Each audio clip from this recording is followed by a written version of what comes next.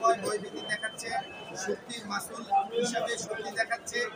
ওনার 12 বছরের ভাড়া বাকি রেখে উনি ওনার বিরুদ্ধে যখন এই চাঁদার মামলা করলেন আদালতে, চাঁদার মামলা চলমান অবস্থায় এই আলম সাহেব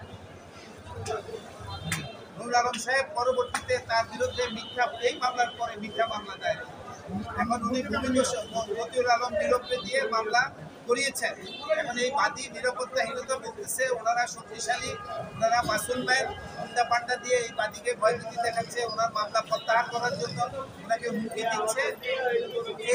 আজকেও আদালতে এসে বাদীকে অকথ্য ভাষায় গালিগালাজ করেছে, সন্ত্রাসী প্রকৃতির লোক। আদালত তার জামিন স্থায়ী করে নেই, তার জামিন অস্থায়ী রেখেছেন, আগামী ধার্য তারিখ পর্যন্ত বর্ধিত করেছে। 205 একটাও মঞ্জুর করে নেই, 205 নাম 205ও আদালত অ্যাকসেপ্ট করেনি।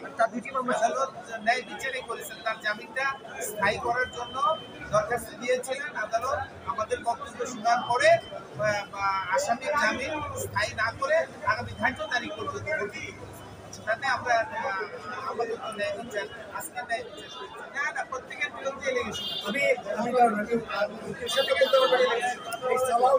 গত 12 বছর জনপদ পত্রিকার মালিক সালাউদ্দিন আমাদের কাছে ভাড়া নেয়।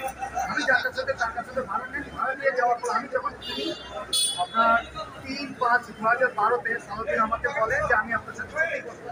সে কথা বাড়াতে আজ এই 2024 এসে বলছে সে আমার সাথে চুক্তি করেনি। আমি মামলা করার আগে আমি সালাউদ্দিনকে বললাম যে আপনি আমাকে বলেছিলেন চুক্তি করবেন, আমি তো মামলা করতে যাচ্ছি, এখন আপনি কী করবেন? বলছে আমি আপনার সাথে কোনো কথা দিইনি। আমি মামলা করলাম, মামলা করার পর সে ভয়ভীতি দেখাচ্ছে। তারপরে ওই মামলার 5 নম্বর আসামিকে দিয়ে আমার নামে একটা কাউন্টার মামলা করে। এবং আরও আপনাদের একটা কথা আমি জানিয়ে দিচ্ছি, এই সালাউদ্দিন আমার ওখানে 525 নম্বর দাগের জমি সে জালিয়াতির মাধ্যমে নিজের নামে রেজিস্ট্রি করে নেয়। এটা কি কাকরাইলে? সেটা জালিয়াতি, সেটার কাগজপত্র আমার কাছে আছে।